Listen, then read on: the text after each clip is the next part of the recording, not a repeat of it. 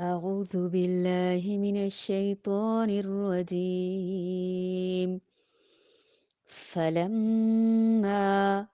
وضعتها قالت رب إني وضعتها أنثى والله أعلم بما وضعت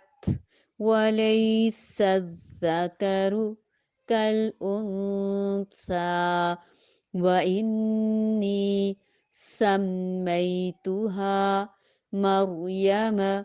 وإني أعيذها بك وذريتها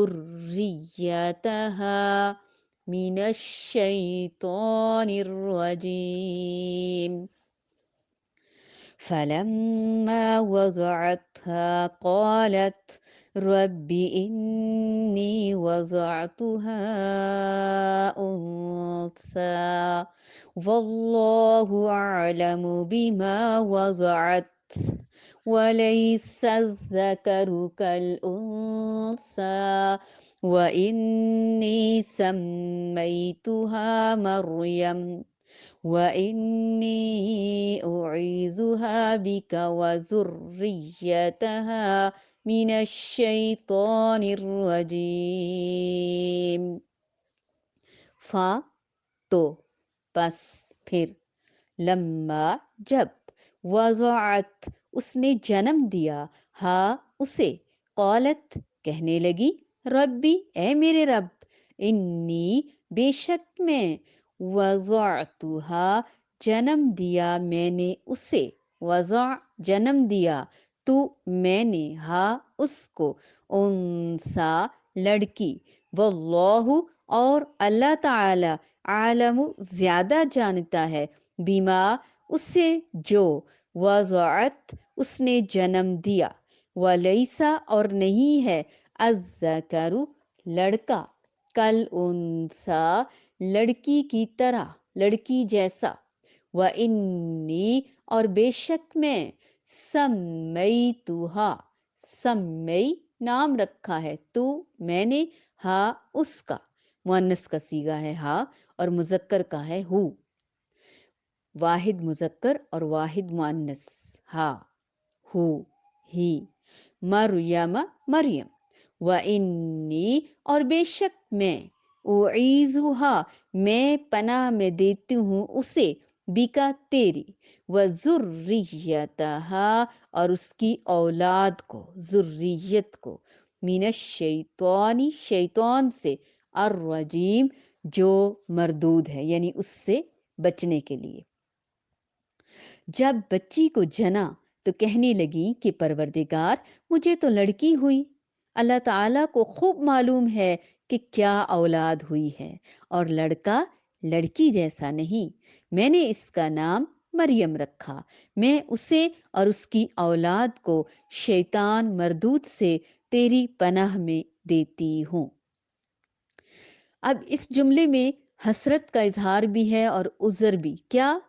کہ اس طرح کہ میری امید کے برعکس لڑکی ہوئی ہے جبکہ میں لڑکے کو ایکسپیکٹ کر رہی تھی اور عذر اس طرح سے کہ نظر سے مقصود یہ تھا کہ تیری رضا کے لیے ایک خدمت گار وقف کرنا تھا اور یہ کام ایک مرد ہی زیادہ بہتر طریقے سے کر سکتا تھا اب جو کچھ بھی ہے تو اسے جانتا ہی ہے یہاں سے ہمیں بچے کی ولادت کے بعد نام رکھنے کا بھی پتہ چلا کہ فوراً رکھنا چاہیے جلد از جلد رکھنا چاہیے پھر یہ کہ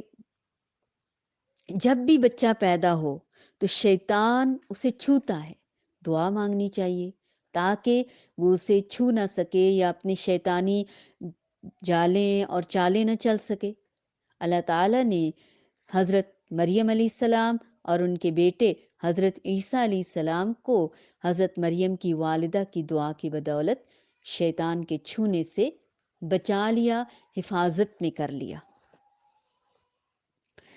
کتنی مزے کی بات ہے نا کس قدر سبق ہے ہمارے لیے جب وہ بچی اس کے ہاں پیدا ہوئی تو اس نے کہا کہ میرے مالک، میرے ہاں تو لڑکی پیدا ہو گئی ہے، حالانکہ جو کچھ اس نے جنا تھا اللہ تعالیٰ کو تو اس سے بھی زیادہ پتا تھا، پہلے سے خبر تھی، اور لڑکا لڑکی کی طرح تو ہو ہی نہیں سکتا۔ لڑکی کو تو اللہ تعالیٰ نے بہت زیادہ پروڈکٹیو کاموں کے لیے بنایا ہے۔ چونکہ ان کے ہاں لڑکی پیدا ہو گئی، سیدہ مریم پیدا ہو گئی، اور میں نے اس کا نام مریم رکھ دیا، اور میں اسے اور اس کی آئندہ نسل کو شیطان مردود کے فتنے سے اے اللہ تیری پناہ میں دیتی ہوں۔ ایمان والی ماں تھی نا، اپنے بچے کو فوراً شیطان مردود دشمن سے بچا لیا، اللہ کی حفاظت میں دے دیا۔ اور جب انسان اپنے آپ کو اللہ تعالیٰ کے حوالے کر دیتا ہے، اپنی اولاد کو اللہ تعالیٰ کے حوالے کر دیتا ہے، تو پھر اللہ تعالیٰ ان کا نگہبان ہو جاتا ہے۔ استاذہ بتاتی ہیں کہ ایک دن انہیں کسی نے میسج کیا کہ مجھے ابراہیم علیہ السلام کے واقعے سے ایک بات یاد آئی۔ جب انہوں نے حضرت ہاجرہ اور ان کے بیٹے کو اللہ تعالیٰ کے حوالے کیا تو انہوں نے کہا کہ اللہ ہمیں کبھی ضائع نہیں کرے گا۔ کہنے لگی کہ ارلی ایج میں میرے والد کی ڈیتھ ہو گئی تھی، اور فوت ہوتے وقت انہوں نے کہا کہ یا رب میں اپنے بچوں کو تیرے سپرد کرتا ہوں، کسی انسان کے سپرد نہیں کیا۔ کتنی عقل مندی کی بات ہے نا، یا رب تیرے سپرد کرتا ہوں۔ ان کے فوت ہو جانے کے باوجود وہ کہتی ہیں کہ ہم سب ویل سیٹلڈ، بہت اچھی طرح رہ رہے، کیونکہ اللہ کی حفاظت میں تھے نا۔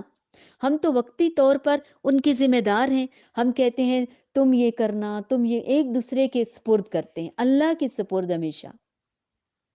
جو بھی کوئی ہماری محبوب چیز ہو، ان سب چیزوں کو اللہ تعالیٰ کے سپرد کرنا ہے۔ جب ہمیں کوئی پسند کی چیز مل جاتی ہے تو ہم اسی میں کھوئے رہتے ہیں اور اللہ تعالیٰ کی اطاعت اور عبادت کو ہی بھول جاتے ہیں۔ بہت سی مائیں جن کے بچے پیدا ہو جاتے ہیں، وہ مائیں نمازیں چھوڑ دیتی ہیں، قرآن پڑھنا پڑھانا چھوڑ دیتی ہیں، اللہ تعالیٰ کے راستے میں نکلنا چھوڑ دیتی ہیں کہ ابھی بچہ چھوٹا ہے۔ یہ صرف محض بہانہ ہوتا ہے۔ جو عورتیں روڈز پہ، سڑکوں پہ کام کرتی ہیں، پتھر کوٹتی ہیں، کوڑا چنتی ہیں، کڑکتی دوپہر میں دھوپ میں اپنے بچوں کو اٹھایا ہوا ہوتا ہے، وہ بھی تو مائیں ہیں نا۔ وہ کیوں نہیں کمزور پڑتی؟ بھوک کی وجہ سے۔ کیا ہمیں صرف جسم کی بھوک ہے، روح کی بھوک نہیں ہے؟ دنیا کی ہے، دین کی نہیں ہے، آخرت کی نہیں ہے؟ ہمیں سب کچھ پکا پکایا گھر کے اندر مل جاتا ہے، ہم کوشش ہی نہیں کرتے، کیونکہ ہماری کوشش ہی صرف کھانے پینے تک ہے، لگانے تک ہے۔ ہم سب کو اپنے وقت، اپنی زندگیاں، اپنی صلاحیتیں، اپنا مال اللہ کی راہ میں لگانا ہوگا، اور یہ کام صرف مردوں کے لیے نہیں، عورتوں کے لیے بھی ہے۔ اگر ہم تاریخ کھولیں، کتابیں پڑھیں، تو وہاں محدثات کے نام ہیں۔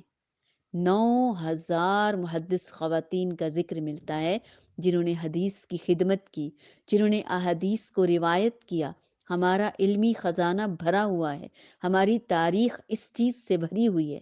مومنین کے ساتھ ساتھ مومنات نے بھی اللہ تعالیٰ کے دین کی خدمت کے لیے بہت بڑے بڑے کام کیے ہیں۔ ہم بس انتظار میں ہوتے ہیں کہ شادی ہونے تک چلو کوئی کورس کر لیں، قرآن پڑھا لیں، اور جس دن شادی ہو جائے اس دن بس زیورات پہن کے اور پھر کچھ عرصہ بعد بچوں کا بہانہ کر کے سب کچھ چھوڑ کر بیٹھ جائیں۔